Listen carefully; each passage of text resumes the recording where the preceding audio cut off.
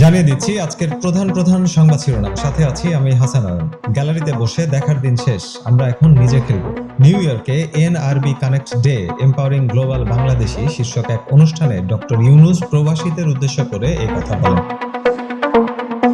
তথ্য অধিকার আইনের দৃষ্টান্ত স্থাপনে ব্যর্থ অন্তর্বর্তী সরকার। টিআইবি নির্বাহী পরিচালক বলেন, জনগণের তথ্য জানার অধিকার রক্ষার প্রতি সরকারের এই দৃশ্যমান উদাসীনতা দুর্ভাগ্যজনক, যা এই সরকারের অন্যতম একটি ব্যর্থতা। বাংলাদেশ আইএমএফ এর শর্ত পূরণ করেছে। দাতা সংস্থা আইএমএফ এর ঋণের অর্থ ছাড়ে শর্ত ছিল সেপ্টেম্বরে বৈদেশিক মুদ্রার নিট রিজার্ভ রাখতে হবে অন্তত 18.65 বিলিয়ন, যেখানে বাংলাদেশের আছে প্রায় $20 বিলিয়ন।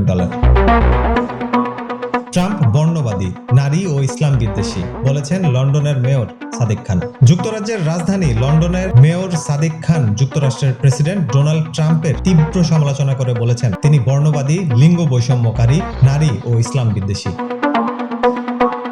যুক্তরাষ্ট্রের নর্থ ক্যারোলাইনায় বন্দুক হামলায় নিহত 3। যুক্তরাষ্ট্রের নর্থ ক্যারোলাইনায় শনিবার রাতে পানির ধারে অবস্থিত একটি বারে নৌকা থেকে গুলি চালায় বন্দুকধারী। এই হামলায় নিহত হয়েছেন 3 জন ও আহত হয়েছেন আরো কমপক্ষে 8 জন। বারাক ওবামা ফিলিস্তিনকে রাষ্ট্র স্বীকৃতির পক্ষে। যুক্তরাষ্ট্রের সাবেক প্রেসিডেন্ট বারাক ওবামা ফিলিস্তিনকে রাষ্ট্র হিসেবে স্বীকৃতির পক্ষে কথা বলেছেন। একই সাথে তিনি যুদ্ধবিধ্বস্ত গাজায় ইসরায়েলের অব্যাহত হামলার কড়া সমালোচনা করেছেন।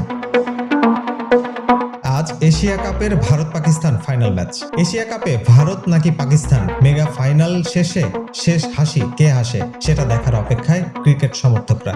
সাথে থাকার জন্য ধন্যবাদ।